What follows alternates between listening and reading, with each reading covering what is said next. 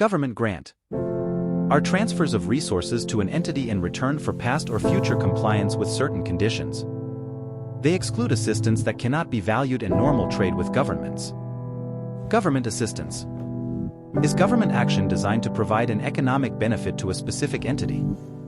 It does not include indirect help such as infrastructure development. Recognition. Government grants shall not be recognized until there is reasonable assurance that the entity will comply with the conditions attaching to them and the grants will be received. Related to assets. Government grants related to assets shall be accounted and presented in the statement of financial position either by setting up the grant as deferred income or deducting the grant in arriving at the carrying amount of the asset. Repayment. A government grant that becomes repayable is accounted for as a revision of an accounting estimate. Related to income. Firstly, debit the repayment to any liability for deferred income. Any excess repayment must be charged to profits immediately. Related to assets.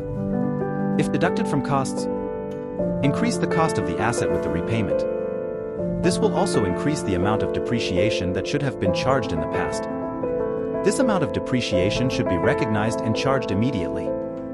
If treated as deferred income. Firstly, debit the repayment to any liability for deferred income. Any excess repayment must be charged against profits immediately. Example. On June 1, 20 by 1, Clock received written confirmation from a local government agency that it would receive a $1 million grant towards the purchase price of a new office building. The grant becomes receivable on the date that Clock transfers the $10 million purchase price to the vendor. On October 1, 20 by 1, Clock paid $10 million in cash for its new office building, which is estimated to have a useful life of 50 years. By December 1, 20 by 1, the building was ready for use. Clock received the government grant on January 1, 20 by 2. Possible accounting treatments. A. Reduce the cost of the building by $1 million. In this case, the building will have a cost of $9 million, $10 million minus $1 million. This will be depreciated over its useful life of 50 years. The depreciation charge in profit or loss for the year ended December 31, 20 by 1 will be $15,000, $9 million divided by 50 years, multiplied by 1 divided by 12, and the building will have a carrying value of $8,985,000, $9 million minus $15,000, as at December 31, 20 by 1. B. Recognize deferred income of $1 million.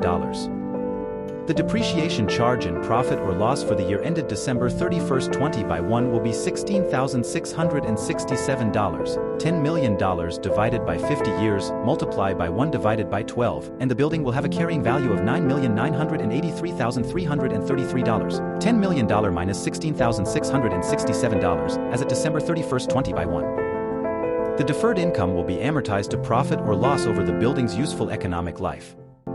Therefore, income of $1,667, $1 million divided by 50, multiplied by 1 divided by 12, will be recorded in profit or loss for the year ended December 31, 20 by 1. The carrying value of the deferred income balance within liabilities on the statement of financial position will be $998,333, $1 million minus $1,667, as at December 31, 20 by 1. Disclosure. The accounting policy and presentation methods adopted. The nature of government grants recognized in the financial statements. Unfulfilled conditions relating to government grants that have been recognized.